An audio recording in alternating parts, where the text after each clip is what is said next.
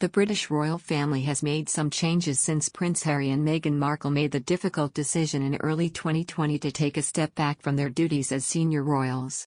Since that time, noted members of the House of Windsor have stepped up to take on even more responsibilities. But there's one outcome of Harry and Meghan's departure that's proven to be quite positive.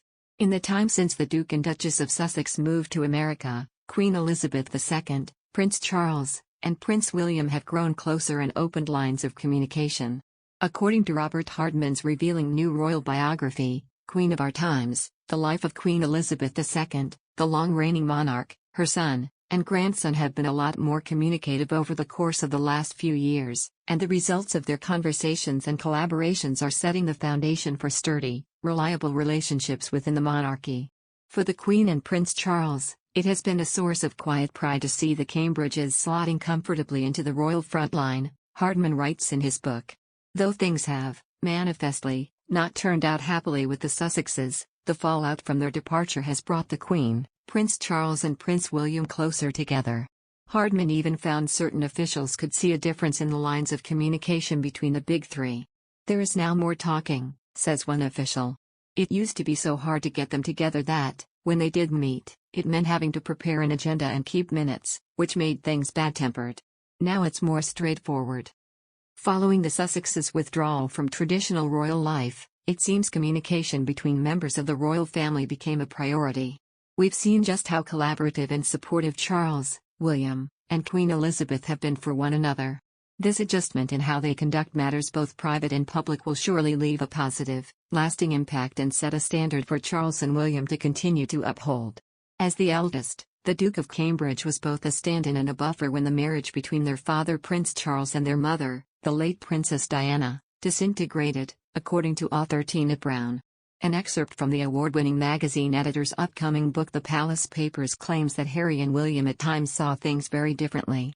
Ms. Brown wrote, from their earliest childhood, William and Harry were collateral damage in a Cold War between their parents, one that could turn hot in front of them in alarming ways. The couple announced their separation in 1992 but did not reach a final divorce agreement until August 1996. Ms. Brown claimed the younger Prince Harry idolized Diana while William was frequently frustrated by the media's fixation on her. She said, the two-year age gap between them was critical in forging their distinctive worldviews and, equally so, in shaping their perceptions of their mother. Prince Harry idolized Diana more and understood her less. Princess Diana's private life reportedly caused William some problems at school, with claims that the young prince was seen crying at boarding school in Eton following his mother's bombshell interview with the BBC's Martin Bashir in 1995. Ms. Brown claims that William was aware of his mother's strategy of cooperating with the media, however it sometimes put tensions on their relationship. In 1996, William, who was just 13 at the time, was taken along to a meeting with Piers Morgan where the then editor of the Daily Mirror was given permission to ask Diana literally anything. Diana's alleged affair with the famous England rugby player, Will Carling, was discussed, as recalled in Mr. Morgan's own book. Ms. Brown said, he, William, was privy to her volatile love life. He knew the tabloids made her life hell, but he also knew she colluded with them. By his early teens, he was his mother's most trusted confidant. She used to describe him as my little wise old man. The author's characterization of William and Harry's differing perspectives of their mother echoes both Prince's own words. Speaking in his docuseries The Me You Can't See, which aired in May 2021, Harry said he strongly identified with Diana.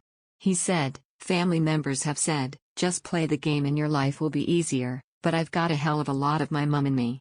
I feel as though I'm outside of the system but I'm still stuck there. The only way to free yourself and break out is to tell the truth. Meanwhile, William has given a more complex view of his mother. During the bombshell interview with Mr. Bashir, Princess Diana famously said, there were 3 of us in this marriage so it was a bit crowded.